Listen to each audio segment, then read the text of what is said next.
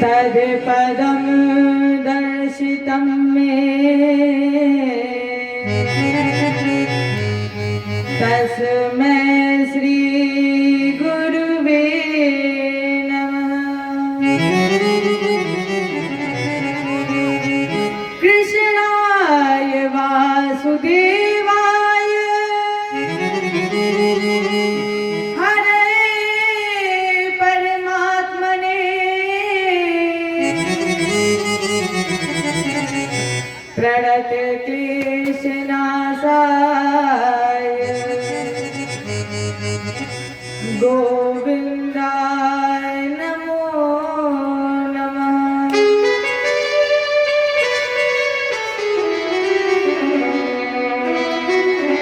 व्रजे वसन्तं नवनीतिचौरम्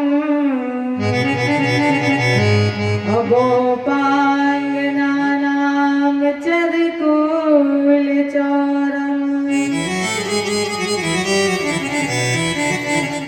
अनेक जन्मार्जित पाप चौरम्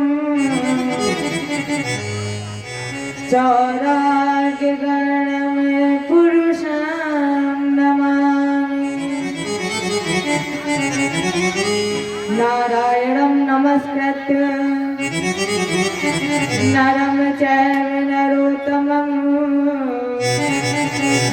देवीं सरस्वतीं व्यासं ततो जयमुदीरये।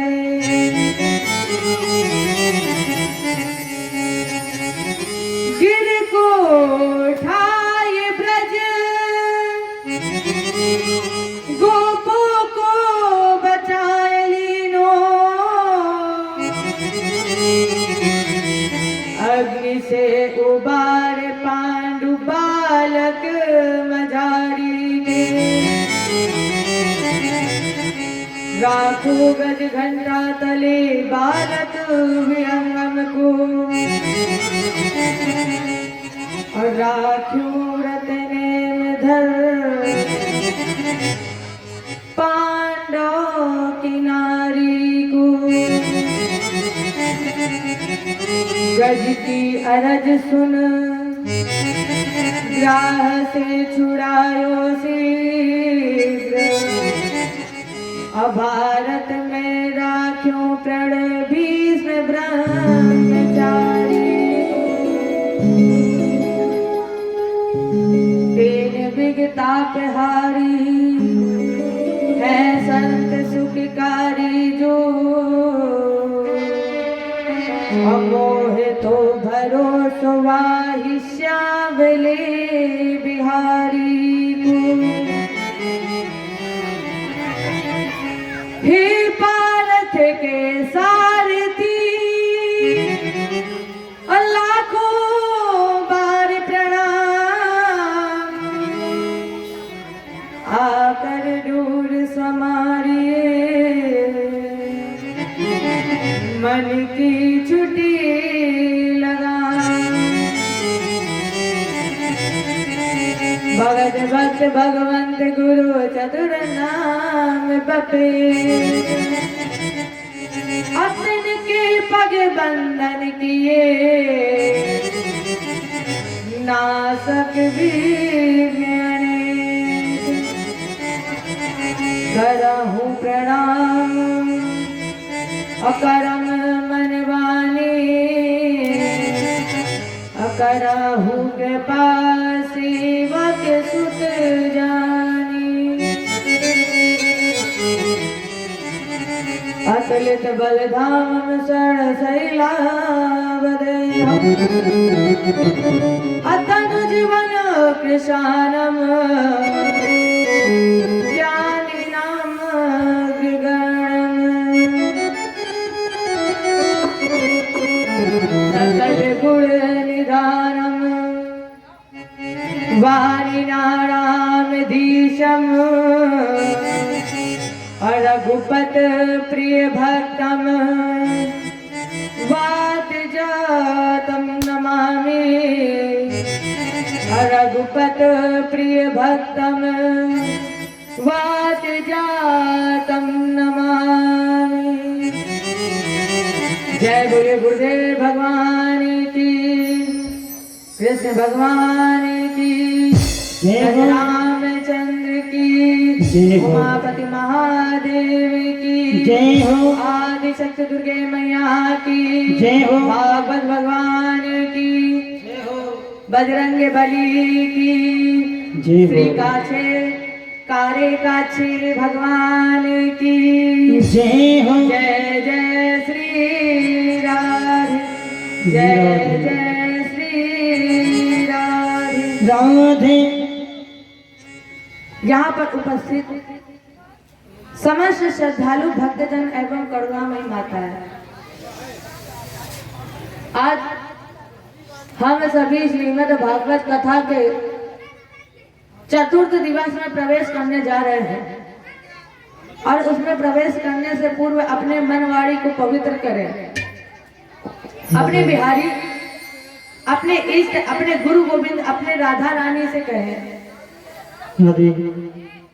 अगर आप एक झोली में फूल भरते हो तो आप दूसरी झोली में कांटे भरते हो। तो सभी भक्त मीठी मीठी तालियों की सेवा के साथ कहें,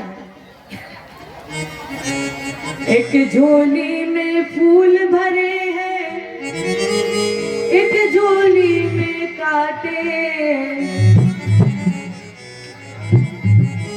एक झोली में फूल भरे हैं, एक झोली में कांटे। आज तेरे बस में कुछ भी नहीं रे बंदे, बांटने वाला बाटे।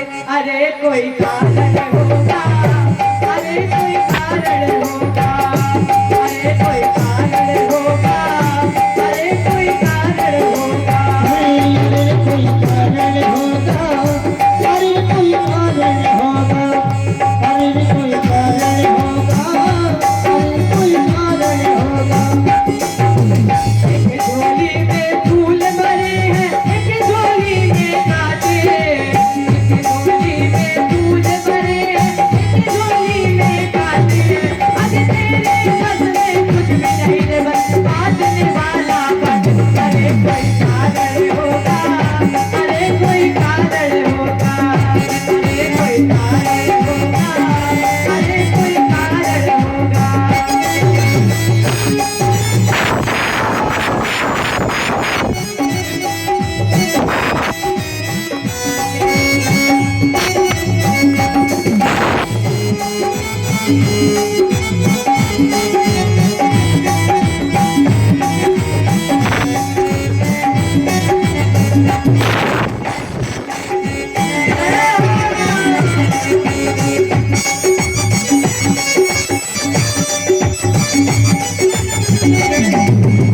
पहले बनती है तकदीरें, फिर बनते हैं शरीर। पहले बनती है तस्वीर, फिर बनते हैं शरीर। पहले तो भगवान आपकी तकदीर लिख देता है, हरि बोल, हरि बोल, फिर उसके बाद क्या बनना है, नर बनना है, पशु बनना है, पक्षी बनना है, गाय बनना है, सुअर बनना है, ये बात की बात है। लेकिन पहले हमारे प्यारे प्रभु तकदीर बना दे हैं और क्या कहते हैं, पहले बनती है तकदीर, फिर बनते हैं शरीर। पहले बनती है, अरे कोई कारण होगा।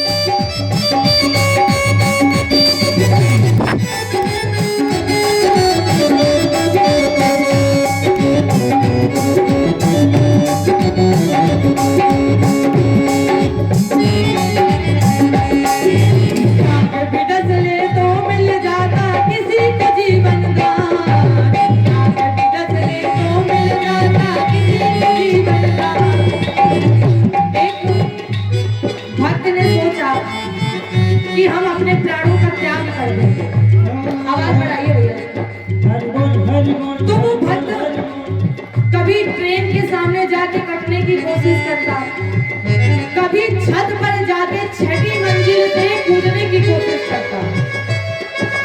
एक दिन तो वो भक्त छठी मंजिल पे गया और उसने कहा कि आज हम अपने प्राणों का त्याग कर ही देंगे, आज हम जीवित नहीं रहेंगे चाहे जो कुछ हो जाए। लेकिन भगवान भी उल्टा ही करता है। जो भक्त रटता रहता है कि हम मर जाएंगे मर जाएंगे मर जाएंगे, वो नहीं मरता है। और जो नहीं सोचता है कि हम मर जाएंगे तो वो पहले सबसे पहले मर जाए। तो उस व्यक्ति ने छत से छलांग लगाई, लेकिन नीचे तब तक एक ठिलिया वाला निकल गया और वो व्यक्ति उसी ठलिया पे गिर गया जाकर। उसे तो कुछ नहीं हुआ।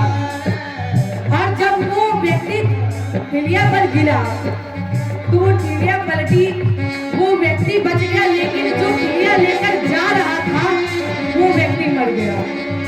बता क्या उसे मरने की अभी जरूरत थी? जो गिरा वो नहीं मरा और जो जा रहा था आराम से वो मर गया। तो क्या कहते हैं, नाक भी डस ले तो मिल जाता किसी को जीवन का, नाक भी डस ले तो मिल जाता किसी का जीवन का, और चीटी से भी मिट सकता है किसी का नाम निशान। अरे कोई कारण होगा, अरे कोई कारण होगा, अरे कोई कारण होगा, अरे कोई कारण होगा, अरे कोई कारण होगा, अरे कोई कारण होगा।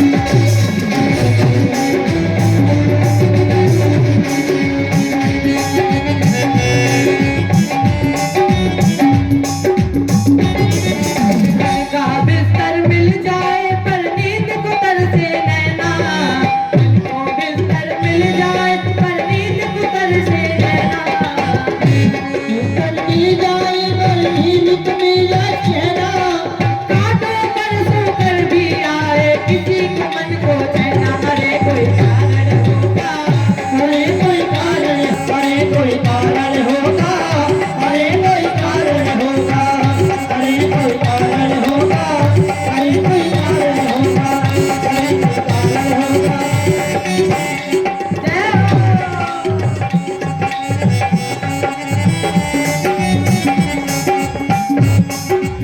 जय हो।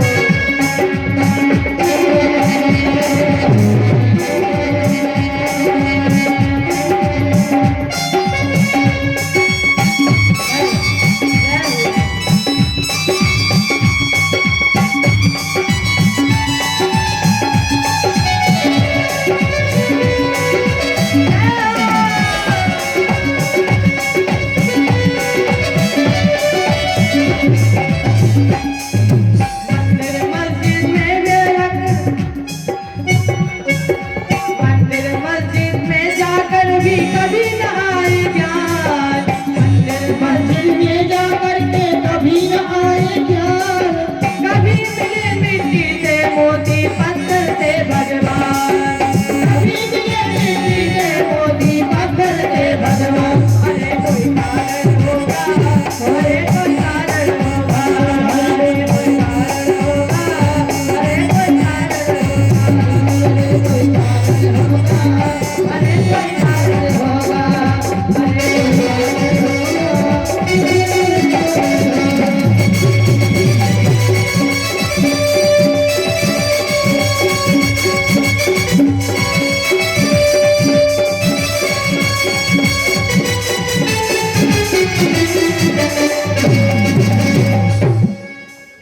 एक झोली में फूल भरे हैं, एक झोली में कांटे, आज तेरे बस में कुछ भी नहीं रे बंदे, बांटने वाला बाटे। अरे कोई कारण होगा, अरे कोई कारण होगा, अरे कोई कारण होगा, अरे कोई कारण होगा।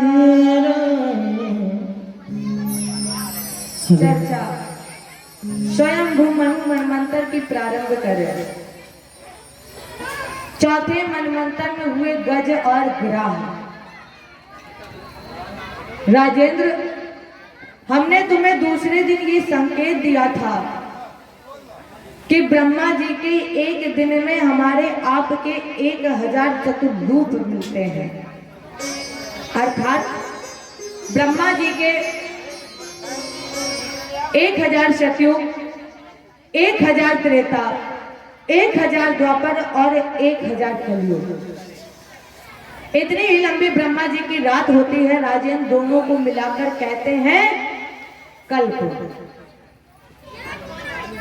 एक कल्प में 14 मनमंत्र होते हैं और प्रत्येक मनमंत्र में 71 सही 6/4 मिलते हैं। तामस में हरि मेघा नाम के एक संत थे। उनकी पत्नी से भगवान ने हरि रूप धारण किया और हरि रूप धारण करके भगवान ने गज का ग्रास उद्धार किया। राजा परीक्षित देखा, गुरु जी 1 मिनट बस यहीं पर रुक जाइए। क्यों? क्योंकि आपने एक बड़ी विचित्र बात बताई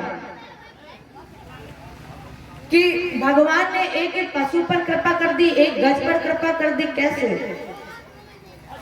ये वृत्तांत मुझे सुनाइए।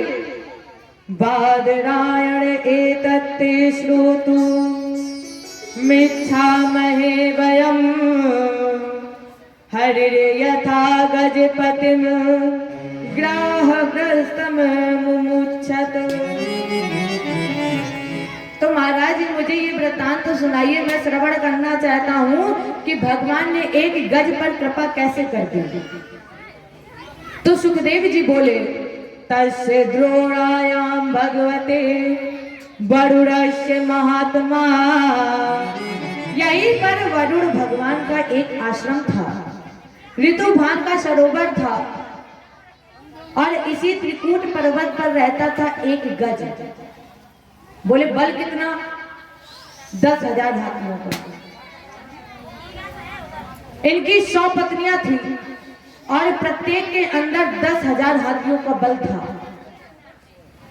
प्रत्येक स्त्री से इस गज के 10-10 पुत्र थे और प्रत्येक के अंदर भी 10-10 हजार हाथियों का बल था। अब राजेंद्र जरा एक बात बताइए, जिसे इतना बल मिल जाए उसे अभिमान ना आए, ये तो हो ही नहीं सकता है। मानस क्या कह रही है? को अस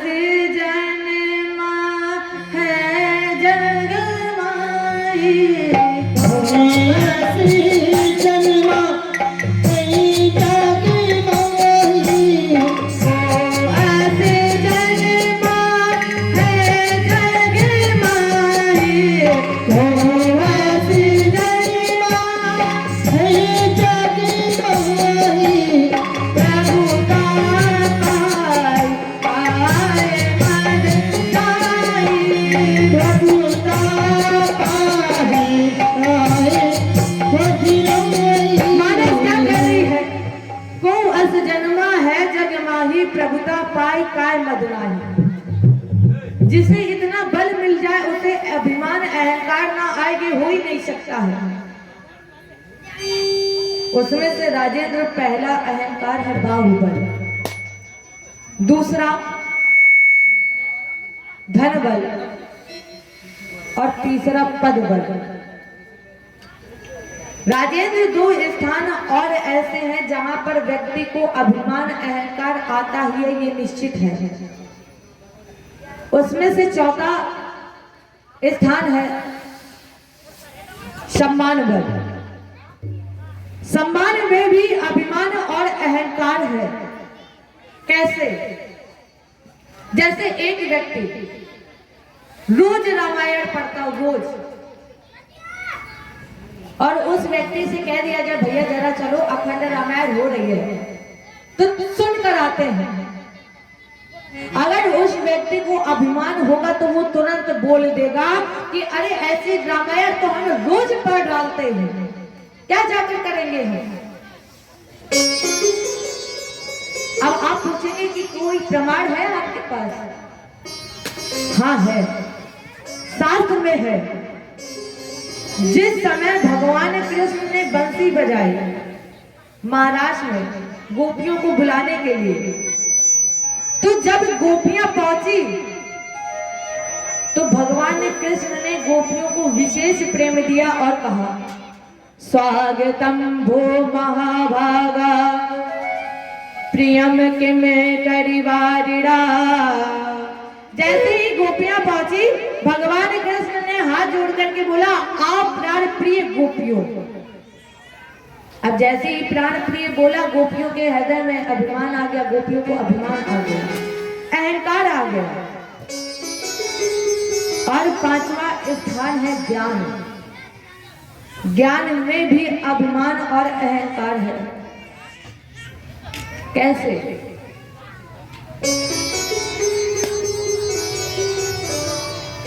अच्छा आप ये बताइए कि ज्ञान में अभिमान किसको हुआ है? ज्ञान में अभिमान उद्धव जी को हुआ है।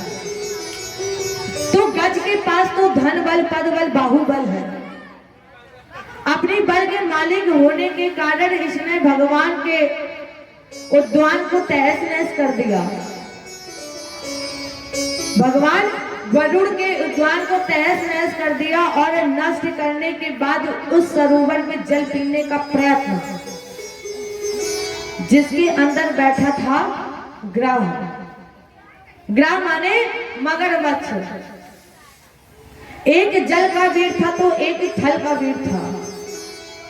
राजेंद्र एक बात हमेशा याद रखना, हमारे प्यारे प्रभु का नाम गर्भाहारी भी है।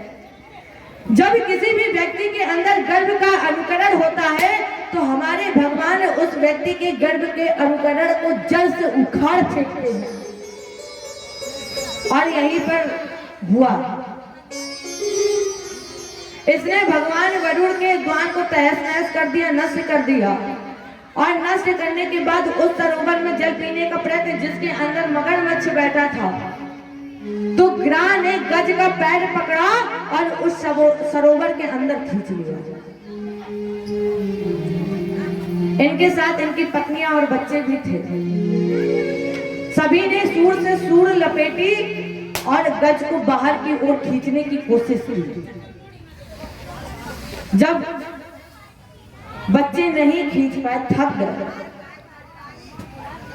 तो सूर से सूर अलग करे और वापस चल पड़े। गज ने आवाज लगाई, बेटा कहां जा रहे हो मुझे छोड़कर?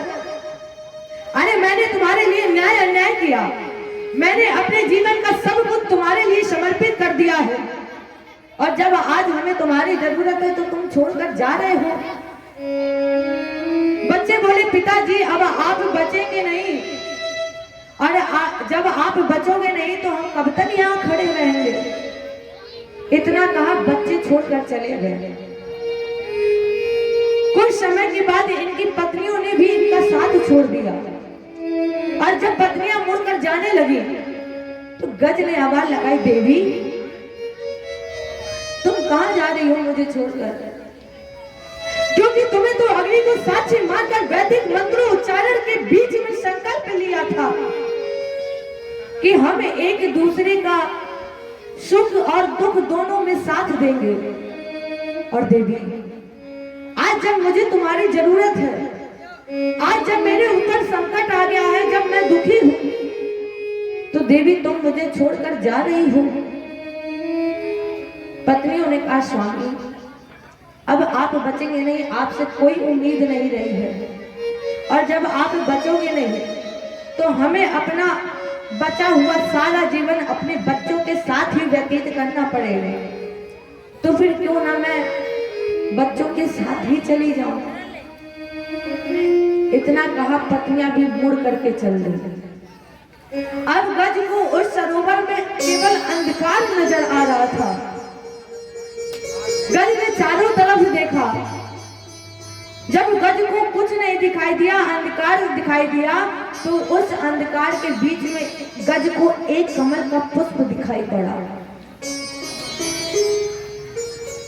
गज ने सूर बढ़ाया और उस कमल के पुष्प को तोड़ लिया। आवाज लगाई ठाकुर जी, प्रार्थना की,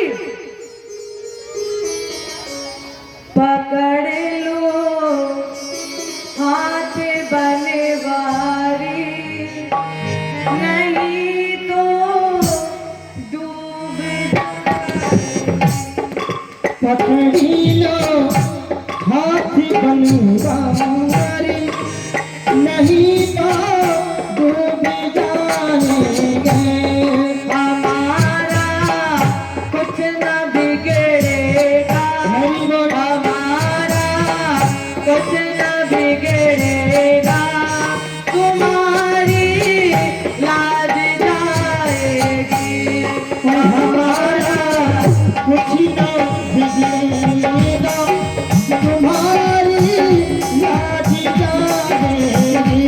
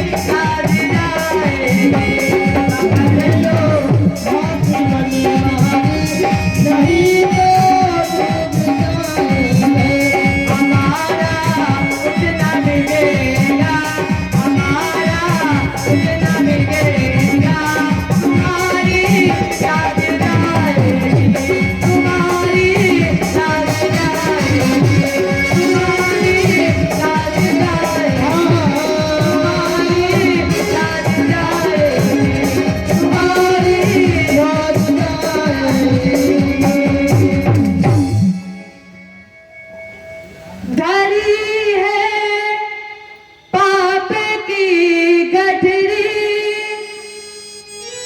हमारे सर पे ये भारी, हमारे सर पे ये भारी, वजन बापू का है भारी, वजन बापू का है भारी, इसे कैसे उठाएंगे, पकड़ लो हाथ बनवारी, नहीं तो डूब जाएंगे। गज ने आवाज लगाई ठाकुर जी, ओम नमो भगवते तस्मै यत एत चिदात्मकम् अपुरुषायादि बीजाय पेरशाय धीमहि, नमो नमस्ते खिल कारणाय अनिस कारणाय यादमूद कारणाय असर्वागवामनायम हरवाय नपोप वर्गाय परायणाय। आवाज लगाई ठाकुर जी। अब जैसे ही गज ने आवाज लगाई तो भगवान चतुर्भुजी रूप में प्रकट हो गए। गज ने कहा प्रभु, जिस ईश्वर से सारा संसार चैतन्य है, जो संपूर्ण प्राणी जगत का सृजन करता है, पालन करता है, जो वेदों के महासमुद्र है, प्रभु हम आपको बारंबार नमन करते हैं, नमस्कार करते हैं। यहाँ पर गज ने नाम नहीं लिया है, क्योंकि आपको पहले दिन से ही बताया जा रहा था कि जिसकी आप कथा सुन रहे हो उसका कोई नाम नहीं, क्योंकि वो तो खुद ही जगत पिता है, जगत पति है। गज ने कहा ठाकुर जी आपको एक बात बताएं। भगवान ने कहा बताओ क्या बात है। गज ने कहा ठाकुर जी आप ये जो कमल का पुष्प देख रहे हैं ना, ये हम आपको भेंट करना चाहते हैं, लेकिन आपका कोई हाथ खाली नहीं है, शंख चक्र सब कुछ है आपके हाथों में। और ठाकुर जी वैसे भी आप तो कमल की पंखुड़ी से भी ज्यादा नाजुक हो, और जब आप कमल की पंखुड़ी से भी ज्यादा नाजुक हो, आपका एक एक अंग नाजुक है, तो फिर आपके हाथ में ये चक्र शोभा नहीं देता है। इसलिए ठाकुर जी चक्र छोड़ दीजिए और ये मेरा कमल का पुष्प ग्रहण करिए। जैसे ही भगवान ने चक्र छोड़ा और पुष्प ग्रहण किया, तो चक्र के छोड़ने से और पुष्प को पकड़ने से ग्रह का उद्धार हो गया। अब राजेंद्र एक बात बताइए, एक प्रश्न यहाँ पर ये उठता है कि आवाज तो गज ने लगाई, लेकिन भगवान ने ग्रह को क्यों उतारा? सबसे पहले भगवान ने ग्रह को क्यों उतारा? बुला तो गज रहा था, ठाकुर जी मेरी रक्षा करो, आके मुझे दर्शन दो। भगवान ने कहा जो मुझे बुलाता वो तरता, ये निश्चित है कि जो भक्त मुझे बुलाएगा वो तरेगा, ये निश्चित है। लेकिन जो बुलाने वाले भक्त का पैर पकड़ लेता है उसे हम सबसे पहले तारते हैं। तो बुला गज रहा था, लेकिन गज का पैर ग्राह पकड़े था, इसलिए भगवान ने सबसे पहले ग्राह का उद्धार किया, और ग्राह का उद्धार करने के बाद भगवान ने गज का उद्धार किया। अब ये जानिए कि गज ग्राह क्या है और ग्राह क्या है। गज है जीव, ग्राह है हमारी आपकी मृत्यु। ये जो गजेंद्र मोक्ष की कथा आपने सुनी, ये हमें वास्तविकता का ज्ञान कराती है। गजेंद्रम मोक्षरम पुण्यम रैवतम तुरंतम श्रुणु। ये जो गजेंद्र मोक्ष की कथा सुनी, ये जो गज था हाथी, ये पूर्व जन्म में इंद्रधुम्न नाम का राजा था। ये भगवान विष्णु का भक्त था और अगस्त्य जी के शिष्य थे।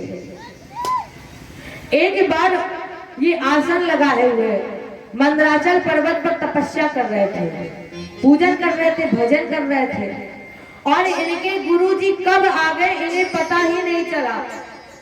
अब जब इन्हें पता नहीं चला तो इन्होंने अपने गुरुजी को प्रणाम नहीं किया, और जब अगस्त जी को प्रणाम नहीं किया तो अगस्त जी को क्रोध आ गया, तो अगस्त जी ने क्रोध में इसे श्राप दे दिया और कहा, अरे पगले, तू हाथी की तरह मस्त मतवाला बैठा है ना, इसलिए मैं तुझे श्राप देता हूं कि तू हाथी ही बन जा। अब जैसे ही इसके कान में आवाज पड़ी तो एकदम से उठा, गुरुजी को प्रणाम किया। गुरुजी एक बात बताइए, आपने मुझे जो विधि, जो विधान भगवान विष्णु की भक्ति में बताया था, तो मैं उनकी भक्ति में तल्लीन था, और आप कब आ गए? क्योंकि आपने जो मंत्र, जो विधि, जो विधान बताया था, मैं उनको तन्मयता से कर रहा था, और गुरुजी आप कब आ गए मुझे पता ही नहीं चला। तो बताइए इसमें मेरा दोष क्या है? अगस्त जी ने कहा कि अब वाणी तो मिथ्या नहीं हो सकती है, तुम्हें गज तो बनना पड़ेगा, लेकिन जब गज शरीर छूटने का समय आएगा तब तुम्हारा मन भगवान विष्णु में लग जाएगा, जिसकी भक्ति में तुम तल्लीन थे। इसलिए गज का ध्यान मरते समय भगवान में लग गया। और ये जब गंधर्व था, मुक्तो देवल शापेन, ये देवल नाम के महात्मा के शाप से मुक्त हुआ गंधर्व हुआ नाम का। इसे अनायास हंसने की बीमारी थी, जहां भी बैठता था बस वहां केवल हंसता ही रहता था। इसलिए लोगों ने इसका नाम रख दिया हुहू। बड़ा उद्दंड था। एक बार देवल जी स्नान कर रहे थे और दूसरे किनारे पर ये हुहू महाराज जी। महाराज जी ने स्नान करने के बाद अंजलि में जल लिया और तर्पण करने ही जा रहे थे। इस हुहू नाम के व्यक्ति ने महाराज जी का पैर पकड़ा और उस सरोवर में एकदम से खींच दिया अंदर की ओर। आप कोई जल में अचानक खींचे तो आप एकदम से उछाली मारोगे, तो देवल जी एकदम से उछाल मारे और देखा ये किनारे पर खड़ा हंस रहा था। देवल जी समझ गए कि इसका मतलब ये इसी का ही कार्य है। देवल जी ने कहा कि ये तेरा ही कार्य है, इसलिए हम तुम्हें श्राप देते हैं कि तुम मगरमच्छ हो जाओ। अब जैसे ही देवल जी ने श्राप दे दिया, इसने भी कहा महाराज जी मेरा कल्याण। अब यहाँ ध्यान देने की बात ये है, माता पिता, गुरु, ब्राह्मण, संत, बड़े ध्यान से सुनिएगा।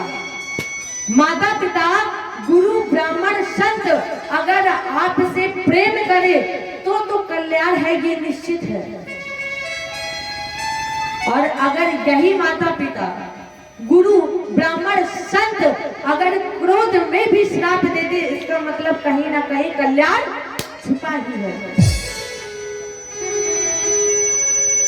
अब जरा विचार करिए, सोचिए कि अगर राजा परीक्षित को श्रृंगी जी ने श्राप ना दिया होता तो ये जो हम और आप कथा श्रवण कर रहे हैं क्या कर पाते हैं? नहीं कर पाते। इतना ही नहीं, अभी हमने आपको बताया था अगर इंद्रधुम्न हाथी ना बनता और हुहू गंधर्व ग्रह ना बनता तो फिर इनका युद्ध ना होता, और जब इनका युद्ध ना होता तो क्या इन्हें भगवान का दर्शन होता? इतना ही नहीं, अगर मैया सुरुचि ने ध्रुव को धक्के मारकर महल से बाहर ना निकाला होता तो क्या ध्रुव 5 वर्ष की उम्र में भगवान को प्राप्त कर पाता? ये जो गजेंद्र मोक्ष की कथा आपने सुनी, ये हमें वास्तविकता का ज्ञान कराती है।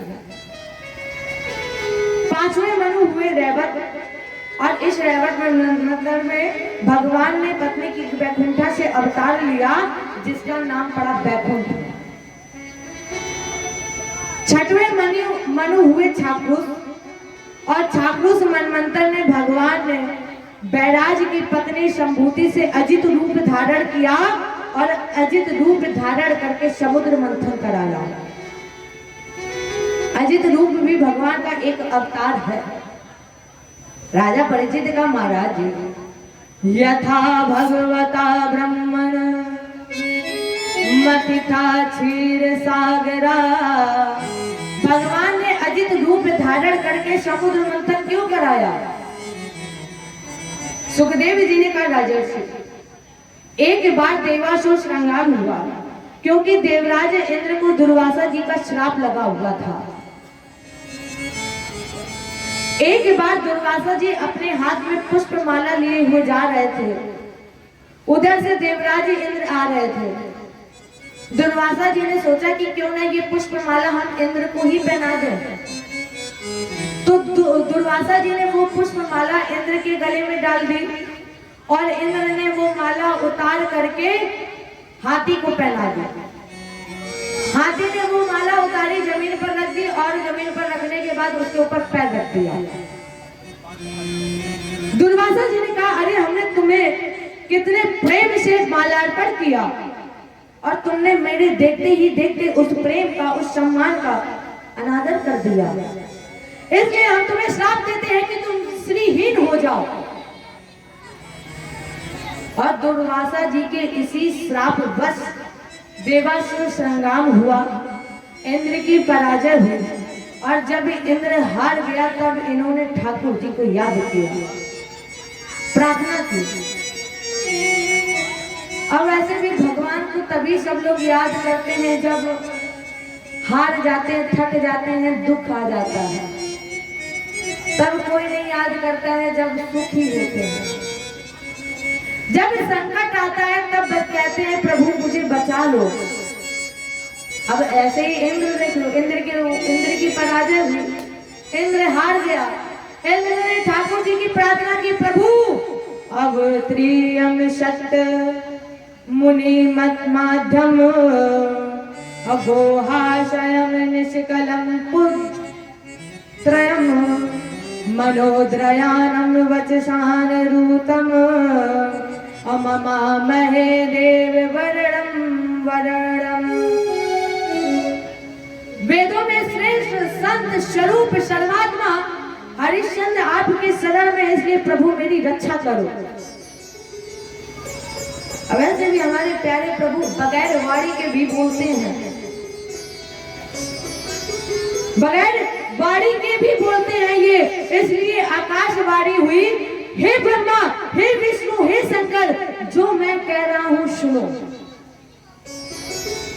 पहले तो आपस में मित्रता कर लो, क्योंकि जब तक आपस में लड़ते रहोगे, ईर्ष्या रखोगे, तब तक कुछ नहीं होने वाला है। आपस में मित्रता करो और मित्रता करने के बाद दैत्यराज बलि से मित्रता कर लो। इतना ही नहीं, अगर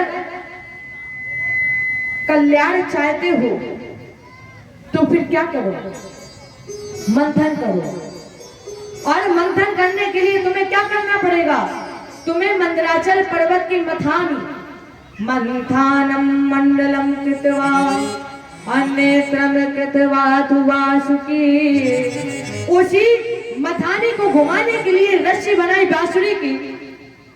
परिणाम स्वरूप देवता और दैत्यों ने मंदराचल पर्वत को उखाड़ लिया और लेकर चले।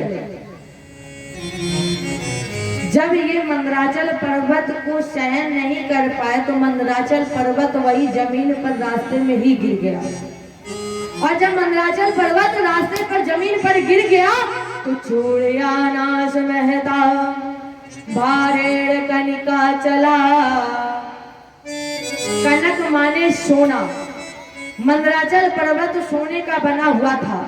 जैसे देवता दैत्य नहीं संभाल पाए और ये जमीन पर रास्ते पर गिर गया तो बिल्कुल चूर चूर हो गया। लेकिन हमारे ठाकुर जी ने क्या किया? जिस तरह से एक बच्चा गेंद को उठाता है, उसी तरह से हमारे भगवान ने उस मंदराचल पर्वत को उठाया, गरुड़ की पीठ पर रखकर मंदराचल पर्वत को समुद्र में डालकर स्थापित कर दिया। अब देवता और दैत्य पहुंचे वासुकीनाथ के पास। कहा महाराज जी रस्सी बनवाई है, लेकिन वासु जी ने कहा ये बताया कि जब हम मथानी रूपी मंदराचल पर्वत को लेकर जाएंगे तो एक तरफ खींचेंगे देवता और दूसरी तरफ खींचेंगे दैत्य। बीच में हमारी तो हड्डी पसली एक हो जाएगी, इसलिए ये कार्य हमसे नहीं होगा। लेकिन हाँ, ये कार्य हमसे नहीं होगा, लेकिन हम तुम्हें अमृत देंगे। अब देखो, ये सभी जानते हैं कि मनुष्य स्वार्थी होता है, लेकिन मनुष्य बाद की श्रेणी है स्वार्थी में। सबसे पहले अगर स्वार्थ से प्रेम करता है तो वो है सुर। सुर माने देवता। देवता सबसे सर्वप्रथम स्वार्थी है। आपने सुना हो, स्वार्थ लाग करे सब प्रीति, सुर नर मुनि सबके गरी। राम सिया राम जय जय राम। राम सिया राम जय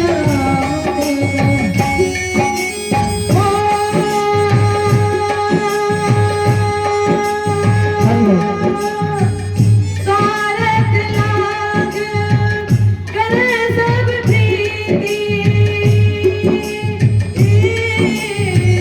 सुर नर मुनि सबके गरी। राम सिया राम जय जय राम। राम सिया राम जय जय। स्वार्थ लाग करे सब प्रीति, सुर नर मुनि सबके गहरी। मनुष्य तो बाद की श्रेणी है। सबसे पहले स्वार्थ से प्रेम करते हैं सुर। सुर माने देवता। इसके बाद नर। नर माने मनुष्य, फिर संत। वाष्पा जी ने कहा हमसे ये कार्य नहीं होगा, लेकिन हाँ, हम तुम्हें अमृत जरूर देंगे। अब एक प्रश्न उठा के मुख की तरफ कौन रहेगा और पूंछ की तरफ कौन रहेगा? राजेंद्र, ये हमेशा याद रखना, जो व्यक्ति उल्टा चलता है उसके साथ हमेशा उल्टा ही करना चाहिए। यही युक्ति इंद्र ने निकाली और कहा कि हम रहेंगे मुंह की तरफ, तुम रहना पूंछ की तरफ। दैत्य बोले तो फिर ये मंथन नहीं होगा। क्यों? क्योंकि हमने तुम्हें युद्ध में हरा दिया है, इसलिए हम जो कहेंगे वही होगा। अब इंद्र तो यही चाहता था। परिणाम स्वरूप दैत्य लग गए मुख की तरफ, देवता लग गए पूंछ की तरफ।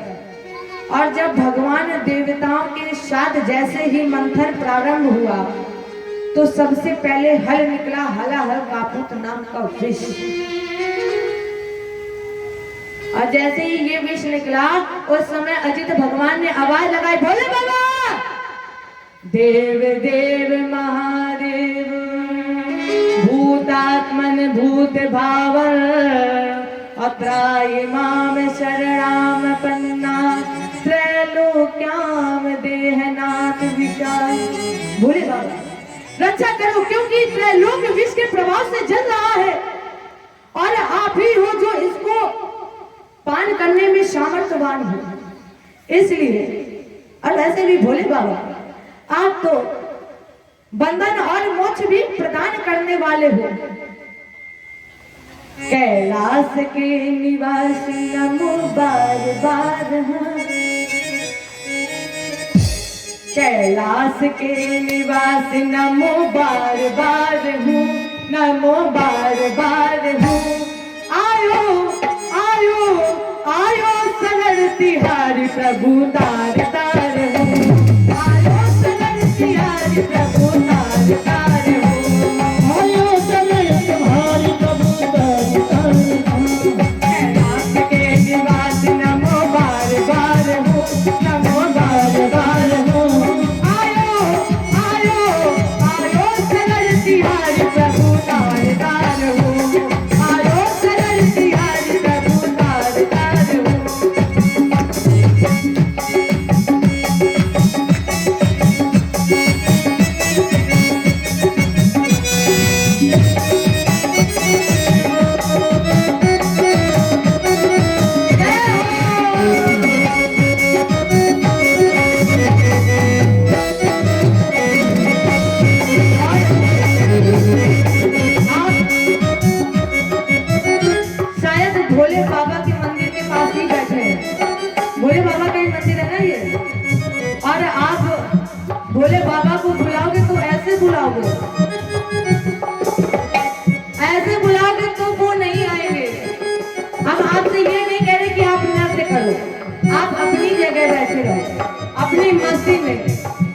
मीठी तालियों की सेवा के साथ दोनों हाथ ऊपर करके, क्योंकि भगवान ऐसे प्रसन्न नहीं होते हैं। ऐसे प्रसन्न होना होता तो जाने कब के हो गए होते। मीरा से भगवान कब प्रसन्न हुए थे? मीरा ने सब कुछ भुला दिया था। क्या मीरा के लिए समाज नहीं था? हाँ, फिर भी मीरा ने सब कुछ भुलाकर गिरधर को चाहा। और हमारे सामने तो भोले बाबा मंदिर है, यहाँ पे बढ़िया पुजारी भी। अरे भोले बाबा को खुश करना, भोले बाबा जल्दी प्रसन्न हो जाते हैं। भगवान विष्णु से जल्दी भोले बाबा प्रसन्न होते हैं। और अगर आप ऐसे प्रसन्न करोगे तो वो प्रसन्न नहीं होंगे। सभी भक्त दोनों हाथ उठा के मीठी मीठी तालियों की सेवा साथ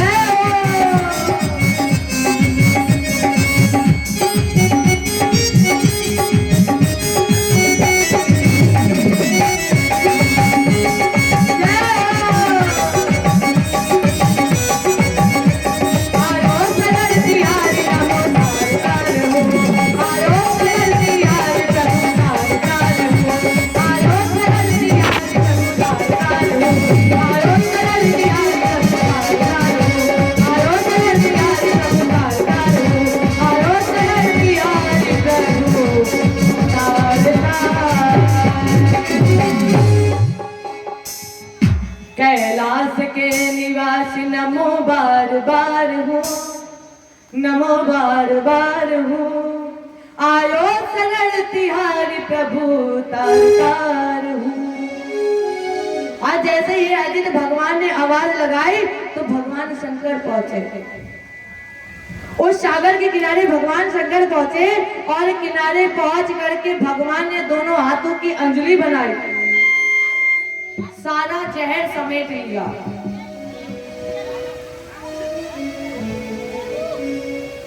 ये पान करने ही जा रहे थे, इनके अंदर आत्मा से एक आवाज आई कि इसे पीना नहीं है।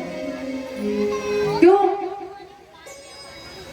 बोले आपके हृदय में तुम्हारे रघुनाथ जी विराजते हैं और आपको पता है, आपको याद है कि हमारे रघुनाथ जी कमल की पंखुड़ी से भी ज्यादा नाजुक है, और कहीं ये जहर हमारे रघुनाथ जी के हृदय में पहुंच गया, आपके हृदय में भी पहुंच गया, तो हमारे भगवान को, हमारे ठाकुर जी को बड़ा कष्ट होगा।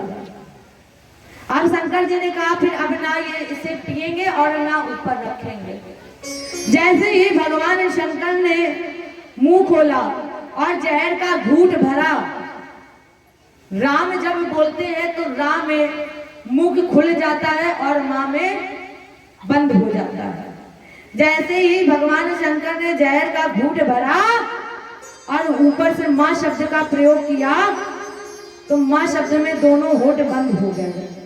एक ही घूंट कंठ में गया और खाली विष का जाम हुआ, पड़ गया गला नीला प्रभु का और तब नीलकंठ शुभ धाम हुआ।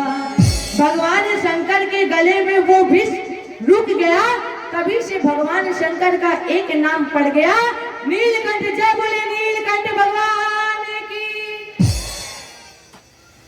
बहुत जोर से बोले हो आप लोग, इतनी जोर से बोले हो कि भगवान शंकर प्रसन्न हो गए। ऐसा लग रहा है जैसे आप लोग खाना खाकर ही नहीं आए हो। आज भोजन नहीं मिला क्या आप लोगों को? मिला है भोजन? और जब भोजन मिला फिर भी इतनी धीरे बोल रहे हो जैसे कि सुबह से कुछ खाया ना हो। अरे दम लगा के बोलिए, जय बोले नीलकंठ भगवान की। जगाना पड़ता है आप लोगों को, लग रहा है कि सो जाते हो बीच में। जय जय श्री, जय जय श्री। और फिर समुद्र मंथन हुआ। अब की बार समुद्र मंथन हुआ तो एक गाय निकली, कामधेनु गाय। ऐसे ही जब कामधेनु गाय निकली तो देवराज इंद्र को दी गई, देवताओं महात्माओं को दी गई। ऐसे ही धीरे धीरे करके एक एक का निर्माण होता गया, एक एक रत्न निकलते गए। और अब की बार जब फिर समुद्र मंथन हुआ तो अब की बार जब समुद्र मंथन हुआ तो लक्ष्मी जी हुई। और जैसे ही लक्ष्मी जी निकली, लक्ष्मी जी को देखकर इंद्र बोले विवाह हम करेंगे, और बलि बोला विवाह हम करेंगे। माने सब कोई अमृत को भूल गया और सब लक्ष्मी जी के पीछे। स्थिति तो यहां तक की आ गई कि दोनों के बीच युद्ध। भगवान बोले क्यों आपस में लड़ रहे हो? ऐसा करो, ये पुष्प माला लक्ष्मी जी के हाथ में दे दो, उन्हें जिन्हें पहनाने होगी पहना देगी, क्यों आपस में लड़ रहे हो? तो वो पुष्प माला लक्ष्मी जी को दे दी गई। और लक्ष्मी जी ने जैसे ही वो माला ली, आगे बढ़े तो पहले आसन पर बैठे थे भोलेनाथ। लक्ष्मी जी ने भोले बाबा को देखा। लक्ष्मी जी ने कहा कि हाँ आप मेरे पति बनने के योग्य हैं। और जैसे ही लक्ष्मी जी ने कहा आप मेरे पति बनने के योग्य हैं, तो भोले बाबा एकदम चौड़े हो गए। अब लक्ष्मी हमारी है, हमारा और इनका विवाह हो जाएगा। और जैसे ही भोले बाबा के मन में ये विचार आया, लक्ष्मी जी बोली लेकिन, अब इन्हें भ्रम में डाल दिया। भोले बाबा बोले लेकिन का मतलब तो बता दो, क्योंकि लेकिन जहां आ जाए वहां समझ लो कुछ ना कुछ गड़बड़ होने वाला है। कुछ नहीं कहा, लक्ष्मी जी ने आगे बढ़ी। दूसरे आसन पर बैठे थे ब्रह्मा जी। लक्ष्मी जी ने ब्रह्मा जी से कहा देखो हमारा तुम्हारा विवाह नहीं होगा। क्यों? क्योंकि तुम्हें गुस्सा बहुत आता है, और जब तुम्हें गुस्सा आता है इसलिए हमारा तुम्हारा विवाह नहीं होगा। आगे बढ़ी। तीसरे आसन पर बैठा था इंद्र। अब इंद्र ने जैसे ही लक्ष्मी जी को देखा, इंद्र ने कहा लक्ष्मी जी हमारी हो जाए तो ठीक है। लक्ष्मी जी ने कहा देखो हमारा तुम्हारा विवाह तो हो ही नहीं सकता है। क्यों? क्योंकि तुम्हारी पत्नियां बहुत हैं और हमारा जो पति होगा उसकी केवल एक पत्नी होगी, वो हूं मैं। इतना कहा, आगे बढ़िए। आगे बैठे थे देवराज इन बलि बैठा था। लक्ष्मी जी ने बलि से कहा, बलि वास्तव में तुम सुंदर भी हो, गुणवान भी हो, योग भी हो, दानी भी हो, धर्मात्मा भी हो, उदार भी हो, इसलिए हमारा तुम्हारा विवाह हो सकता है। और जैसे ही लक्ष्मी जी ने कहा कि हमारा तुम्हारा विवाह हो सकता है, तो बलि भी एकदम चढ़ा, हाँ लक्ष्मी जी अब हमारी हो गई, हमारा और इनका विवाह हो जाएगा। और जैसे ही बलि के मन में ये विचार आया कि लक्ष्मी जी हमारी, लक्ष्मी जी ने कहा लेकिन, बलि ने कहा लेकिन मतलब, लक्ष्मी जी बोली देखो तुम्हारा खानदान अच्छा नहीं है, तुम दैत्य कुल में पैदा हुआ, इसलिए हमारा तुम्हारा विवाह नहीं होगा। इसी तरह वार्ता करते करते लक्ष्मी जी पहुंची भगवान विष्णु के पास।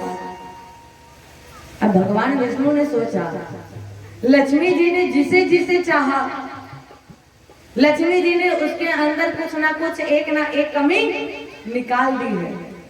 इसलिए जैसे ही लक्ष्मी जी पहुंची भगवान विष्णु के पास, भगवान विष्णु ने कुर्सी उठाई और लक्ष्मी जी की तरफ पीठ कर ली और मुंह घुमाकर बैठ गए। लक्ष्मी जी फिर घूमकर आई मुख के सामने। भगवान विष्णु ने फिर कुर्सी उठाई और फिर लक्ष्मी जी की तरफ पीठ कर ली और पीछे की तरफ मुंह कर लिया। लक्ष्मी जी ने कहा, हाँ ये मेरे पति बनने के योग्य है। और जैसे ही लक्ष्मी जी ने कहा कि प्रभु आप मेरे पति बनने के योग्य हैं और इस भरे हुए स्वयंवर में मैं आपको पति वरण करना चाहती हूँ। भगवान ने कहा, एक मिनट रुक जाओ, इतनी जल्दी क्या पड़ी है? लक्ष्मी जी ने कहा, क्यों, क्या हो गया है? भगवान ने कहा, देखो हमें नहीं पता कि हम तुम्हारे पति बनने के योग्य हैं कि नहीं, हम नहीं जानते, लेकिन लक्ष्मी तुम मेरे पत्नी बनने के योग्य नहीं हो। एक क्षण नहीं लगा, भगवान ने लक्ष्मी जी का अहंकार नष्ट कर दिया। जिन्होंने जमाने के अंदर एक ना एक कमी निकाली, आज भगवान ने उन्हीं लक्ष्मी जी के अंदर एक कमी निकाल दी और कहा, लक्ष्मी हमें नहीं पता हम तुम्हारे पति बनने के योग्य हैं नहीं है, लेकिन तुम मेरे पत्नी बनने के योग्य नहीं हो। लक्ष्मी जी ने कहा, बताइए प्रभु मैं आपकी पत्नी बनने के योग्य क्यों नहीं हूँ? भगवान ने कहा, लक्ष्मी तुम चंचल बहुत हो, एक जगह तुम रुकती नहीं हो, इसलिए हमारा तुम्हारा विवाह नहीं होगा। और ये वास्तव में ये सच है, लक्ष्मी जी एक जगह रुकी ही नहीं है। अगर अभी आपके जेब में है, अभी नहीं निकल रही है, लेकिन शाम तक निकल ही जाएगी। और जब शाम तक लक्ष्मी जी निकल आएंगी तो वो लक्ष्मी हमारे पास आएंगी और फिर कल को कहीं और चली जाएगी। तो लक्ष्मी तुम बहुत चंचल हो, एक जगह रुकती नहीं हो, इसलिए हमारा भगवान लक्ष्मी जी ने कहा, प्रभु एक बात सुन लीजिए, आज से मैं एक प्रतिज्ञा लेती हूँ। भगवान बोले, क्या? लक्ष्मी जी बोली, जहां जहां आपके चरण होंगे वहीं वहीं ये मस्तक होगा। माने अगर आप लक्ष्मी जी को पाना चाहते तो पहले हमारे भगवान विष्णु नारायण जी को प्रसन्न कर लो, तभी लक्ष्मी जी मिलेंगी। क्योंकि लक्ष्मी जी ने प्रतिज्ञा ले ली है, जहां जहां हमारे प्रभु होंगे वहां वहां लक्ष्मी जी होंगी, और जहां प्रभु नहीं होंगे वहां लक्ष्मी नहीं होगी। फिर चाहे तुम जितनी लक्ष्मी जी की पूजा कर लो, हे लक्ष्मी माता आ जाओ हमारे पास, नहीं आएंगी जब तक आप भगवान को खुश नहीं रखोगे, भगवान को नहीं। अरे पहले भगवान की सेवा करो, लक्ष्मी जी अपने आप ही आ जाएंगी। चलो एक बात बताओ, आपको एक चर्चा याद आ गई, सुनाते हैं। एक बार लक्ष्मी जी और भगवान विष्णु बैठे थे, सुबह के 4 बजे। लक्ष्मी जी ने कहा, आपको पता है आज हमारा मन कर रहा है कि आज हम आपको गाना सुनाना। भगवान विष्णु ने कहा, गाना सुनाना? अरे ये कोई गाना सुनाने का समय? सुबह के 4 बजे है, पूजन करो, भजन करो। ये कोई गाना सुनाने का समय है? लक्ष्मी जी ने कहा कि आज हमारा मन है, आज हमें गा लेने दीजिए, आप लोग अन्यथा मत लेना। भगवान विष्णु बोले अगर नहीं मान रही हो तो लक्ष्मी जी गा लो, अगर नहीं मान रही हो, जिद पर बैठी हो। वैसे भी नारी जिद पर बैठ जाए तो जब तक अपनी जिद को पूरा नहीं करा लेती तब तक पीछे नहीं हटती है, ये निश्चित है। जब तक अपनी जिद को पूरा नहीं करा, लेकिन भले चाहे आकाश पाताल सब एक हो जाए, इधर से उधर हो जाए, लेकिन जिद पूरी होनी चाहिए। तो भगवान विष्णु ने कहा कि अगर तुम नहीं माने तो चलो गाओ, तुम क्या गाना है? लक्ष्मी जी ने कहा प्रभु दुनिया है मेरे पीछे लेकिन मैं तेरे पीछे। अब जैसे ही लक्ष्मी जी ने कहा दुनिया है मेरे पीछे लेकिन मैं तेरे पीछे, भगवान ने कहा आहा इतना अभिमान है लक्ष्मी जी को, तो अब चलो इनके अभिमान और अहंकार को नष्ट कर दिया जाए। तब तक उधर से कई लोग अर्थी को लेकर जा रहे थे। भगवान विष्णु ने लक्ष्मी जी से कहा मतलब, लक्ष्मी जी ने कहा मतलब रुकिए अभी हम समझा रहे हैं। तो लक्ष्मी जी ने ऊपर से सिक्कों की बरसात, और जैसे ही बच्चों ने देखा कि इतने सिक्के आ रहे हैं, गिर रहे हैं, तो बच्चों सब कुछ भूले और जा करके सिक्कों को बटोरने लगे। जितने बुजुर्ग लोग थे बच्चों को डांटने लगे, क्या कर रहे हो, जमीन में गिरी हुई चीज उठाई नहीं जाती है, चलो वापस। बच्चों ने वो छोड़ दिए और फिर वहीं चले गए। भगवान ने कहा देखा लक्ष्मी पड़ी हो अभी वहीं, किसी ने नहीं उठाया तुम्हें। लक्ष्मी जी ने कहा ये तो शुरुआत है, अभी आगे आगे देखो। तो अब की बार लक्ष्मी जी ने सोने की बरसात, और जैसे ही सोने की बरसात की, बच्चे तो बच्चे छोड़ो, जितने बुजुर्ग थे सब दौड़ करके भागे और सोने सिक्के को बटोरने लगे। लक्ष्मी जी ने कहा देखा प्रभु, हमने कहा था लोग हमें कितना प्रेम करते हैं। भगवान ने कहा ये बताओ लक्ष्मी कि ये जो अर्थी को लेकर 4 लोग जा रहे हैं वो क्यों नहीं आए अभी तक, उन्होंने तुम्हें क्यों नहीं पकड़ा, क्यों नहीं चाहा? लक्ष्मी जी ने कहा रुक जा, इतनी जल्दी क्या पड़ी है। और अब की बार लक्ष्मी जी ने 9 लखा हार, जैसे ही 9 लखा हार सोने सिक्के सब बरसाना शुरू किए तो अर्थी को सब वहीं पर छोड़ दिए, और जो 4 लोग अर्थी भी लिए थे वो भी दौड़कर भागे, सब बटोरने लगे। एक व्यक्ति जल्दी में चला था, वो कुछ लेना ही भूल गया, इसलिए उसने उस अर्थी से कफन से उठाया, कफन से वो निकाला और उसी में ही बटोरना शुरू, बस रखता गया। लक्ष्मी जी ने कहा देखा, भगवान विष्णु ने कहा चलो हमने देख लिया, लेकिन ये बताओ ये जो अर्थी पर लेटा है वो क्यों नहीं आया, उसने क्यों नहीं लक्ष्मी ली, क्यों नहीं धन लिया? लक्ष्मी जी ने कहा वो मर गया है। भगवान बोले मर गया क्या होता है? लक्ष्मी जी ने कहा हमें ये नहीं पता मर गया होगा क्या होता है, लेकिन हाँ हम ये जानते हैं ये मर गया है इसलिए ये नहीं आया। भगवान ने कहा ये मरा नहीं है, इसके अंदर से मैं निकल गया हूँ, और जब इसके अंदर से मैं निकल गया तो लक्ष्मी तुम्हारा भी अस्तित्व कुछ नहीं रहा। माने जिस व्यक्ति के अंदर से मैं निकल जाऊंगा तो फिर वहां तुम्हारा अस्तित्व नहीं होगा। परिणाम स्वरूप लक्ष्मी और भगवान विष्णु का विवाह हुआ।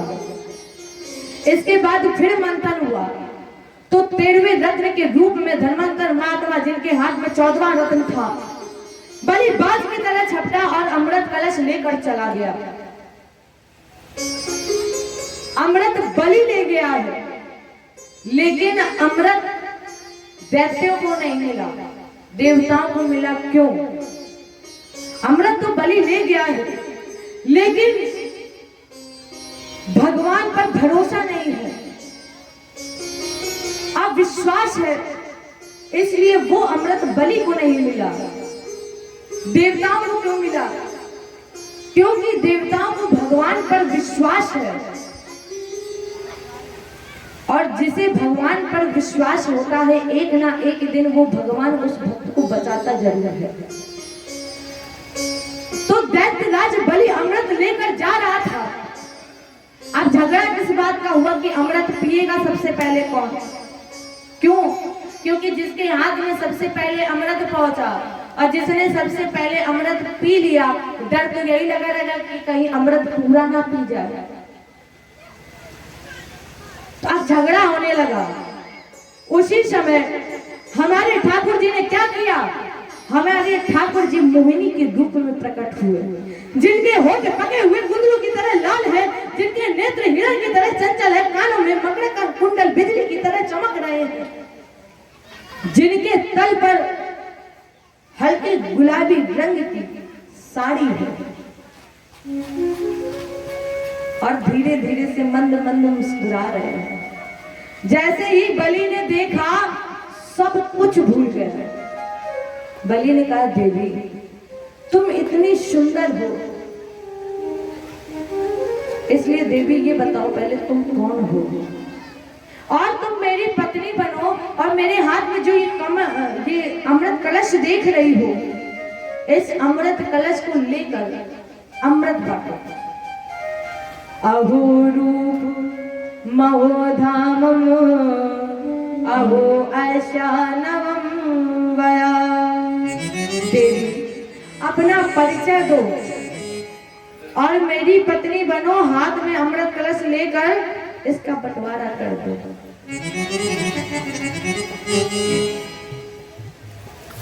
जादू भरी तेरी आंखें जिगल गई, जादू भरी तेरी आंखें जिगल। माने जैसे ही बलि ने मोहिनी भगवान को देखा सब कुछ भूल गया। उसने कहा, बलि एक बात बताओ, शास्त्र ये कहता है कि स्त्री विश्वास करने के योग्य नहीं होती है और तुम हमसे कह रहे हो हम पर विश्वास कर रहे हो। बलि ने कहा, देखो देवी, कोई स्त्री अपने मुख से अपनी खुद की बुराई नहीं करती है, भले चाहे जैसी हो, लेकिन एक स्त्री अपने मुख से बुराई कभी नहीं करती है। और देवी अगर तुम बुराई कर रही हो अपनी, इसका मतलब तुम विश्वास करने के योग्य हो। परिणाम स्वरूप बलि ने अमृत दे दिया मोहिनी भगवान के हाथ में। भगवान ने दैत्य और देवताओं को पंक्ति पर बैठाला और एक हाथ में भगवान ने अमृत लिया और दूसरे हाथ में मदिरा। मदिरा माने शराब। मदिरा वाला हाथ दैत्यों की तरफ, अमृत वाला हाथ भगवान ने देवताओं की तरफ रखा। आगे वाले को मदिरा और पीछे वाले को अमृत। उसी में बैठा था प्रहलाद की बुआ का पुत्र राहु। इसने सोचा कि जब कोई नृत्य करता है तो उसके हाथ इधर उधर होते हैं, लेकिन पता नहीं ये कैसे ये नृत्य कर रही, लेकिन इसके हाथ तो एक ही जगह है। इसका मतलब कुछ ना कुछ गड़बड़ जरूर है। और ये एकदम से उठा और देवताओं की पंक्ति में जाकर सूर्य और चंद्रमा के बीच में बैठ गया। जैसे ही भगवान ने अमृत डाला, इसने अमृत पिया, सूर्य और चंद्रमा ने इशारा किया, प्रभु अनर्थ हो गया है। क्या हो गया? इसने अमृत पी लिया है। आपने असुर को अमृत दे दिया और इसने अमृत पी लिया, आपने अमृत का दान कर दिया। और जैसे ही भगवान को पता चला, चक्रेण क्षुरधारेण, ये पीता, इसके पहले भगवान ने चक्र के द्वारा इसका सर काट दिया। चूंकि ये अमृत पी चुका था तो ये दो भागों में विभक्त हो गया। ब्रह्मा जी ने इसे दो योनि में सम्मिलित कर लिया। नवग्रहों में इसका पूजन होने लगा, नाम पड़ गया राहु और केतु। यहाँ फिर देवासुर संग्राम हुआ, दैत्यराज इसमें मारा गया। शुक्राचार्य जी मृत संजीवनी विद्या के प्रभाव से बलि को जीवित कर दिया। राजेंद्र समुद्र मंथन से 14 रत्न निकले हैं। श्री रंभा मरिवारुड़ी अमीय शंख गजराज अकल्पद्रुम शशुधेनु धनु धन्वंतरी विश्वास। एक एक रत्न के साथ एक एक रत्न निकला और सबको बंटवारा में बांट दिया गया। अंतर क्या हुआ? जिन्होंने अमृत पिया वो केवल देव कहलाए और जिन्होंने जग कल्याणार्थ जहर पिया वो देवों के देव महादेव कहलाए। माने जिन्होंने निज कल्याण के लिए जितने कार्य हमने आज के लिए किए हैं वो केवल देव कहलाए और जिन्होंने जग कल्याण के लिए कार्य किया वो देव देव महादेव कहलाए। मान सहित विष खाए के शंभु भय जगदीश अबिना मान अमृत पिए राहु कटायो सी। प्रेम वारुड़ी छान के वरुण भय जलदीश प्रेम ही देविश पान कर पूजे जात गिरीश। जिस दैत्य राज बलि के कारण समुद्र मंथन हुआ इसी बलि के यहाँ भगवान 3 पैर दान में मांगने गए हैं। चलिए एक प्यारा सा भजन फिर इसके आगे प्रसंग बढ़ाते। एक मन में आया कि चलो एक भजन गा देते हैं। लगन तुम से और सभी भक्त झूमते हुए कहिएगा।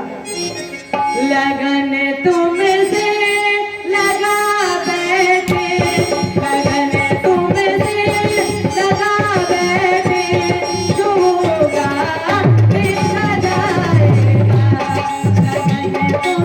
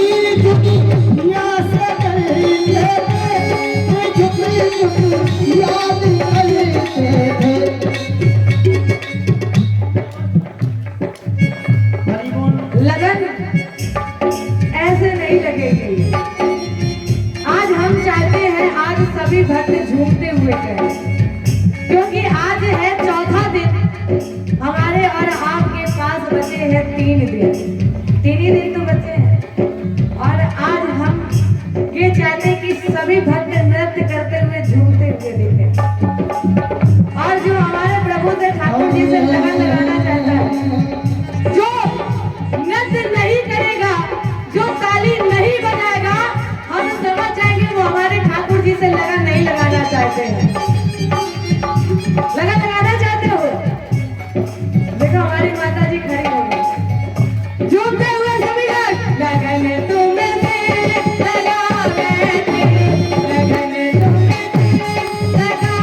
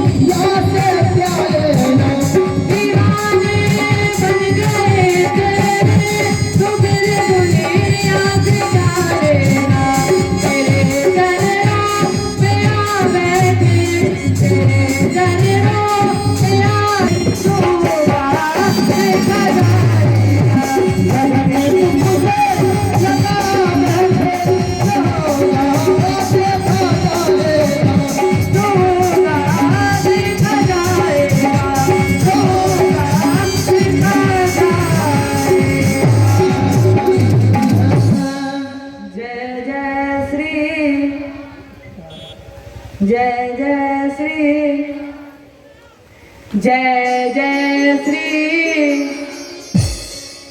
इतनी जोर से बोल रहे हो, बताइए। अब पिताजी आ रहे हैं, कहेंगे बताओ यही बोला है तुमने, यही सिखाया है कि अभी तक आवाज ही नहीं निकल पाई है। जय जय श्री।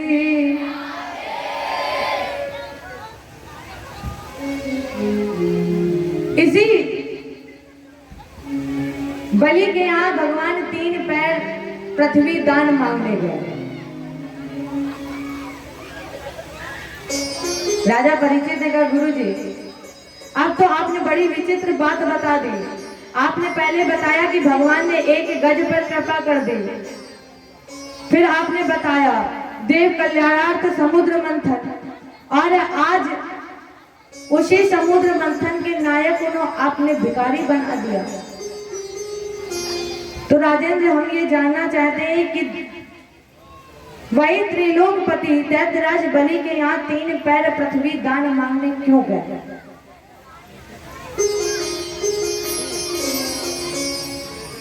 सुखदेव जी ने कहा राजेंद्र, जिस समय बलि शुक्राचार्य जी की मृत्यु संजीवनी विद्या से जीवित हुआ और विश्वजीत नाम का यज्ञ कराया, तो गुरु जी ने इन्हें आशीर्वाद दे दिया त्रैलोक विजेता भव।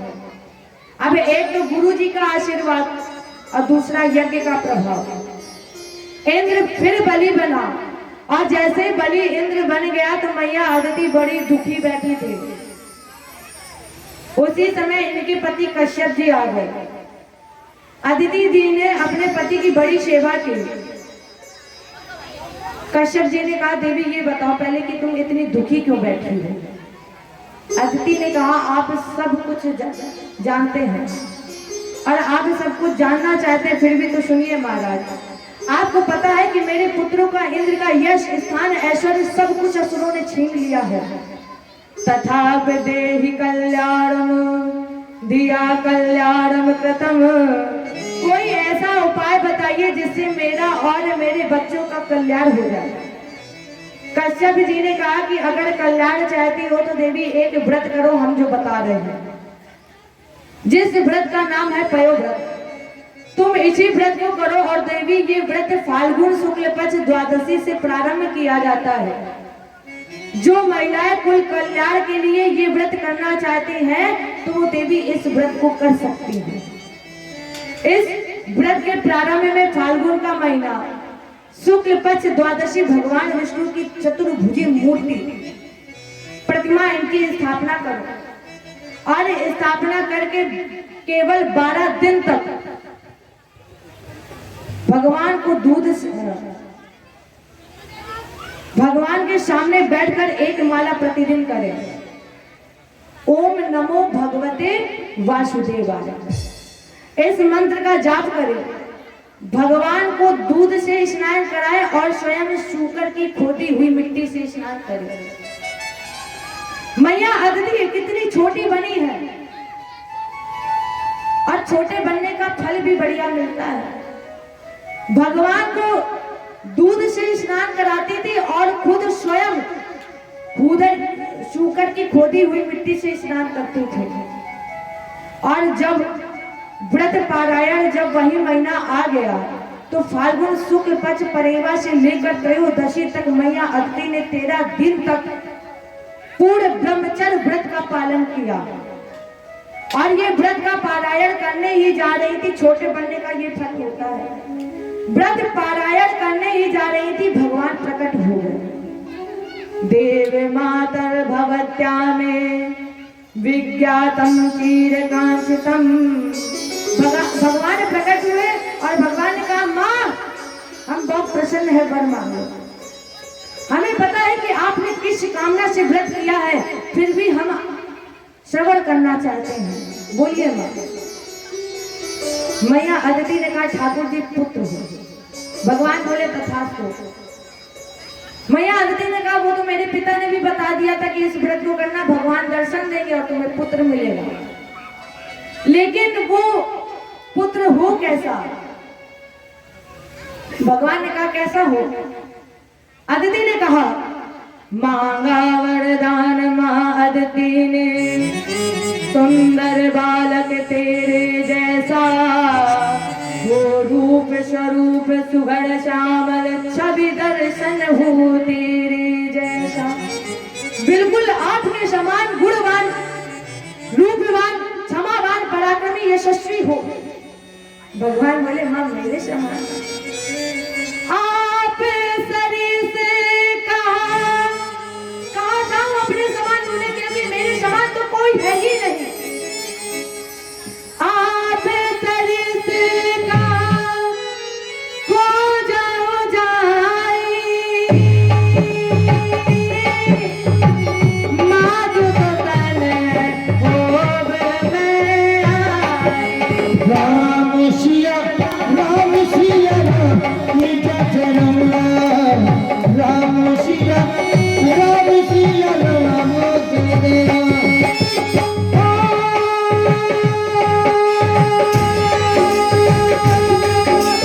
आप शरीर से कहा खो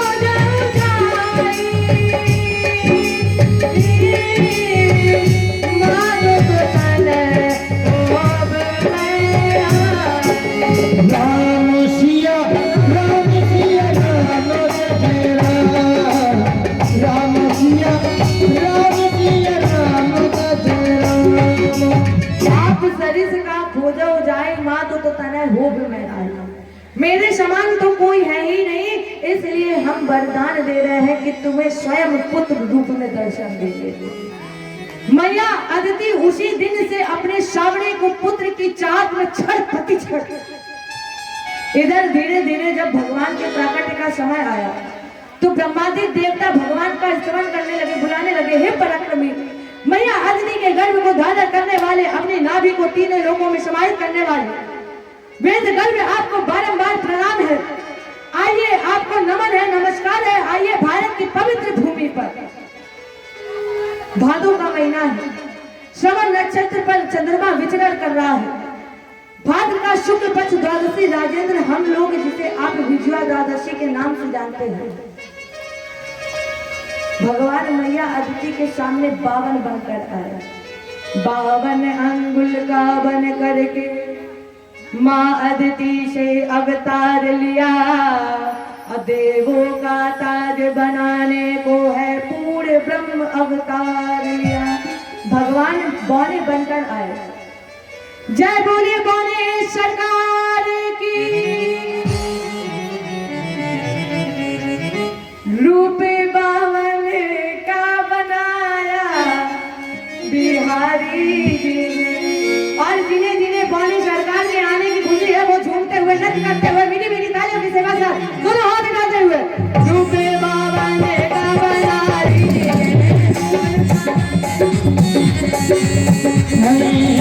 रूपी बादल का बनाया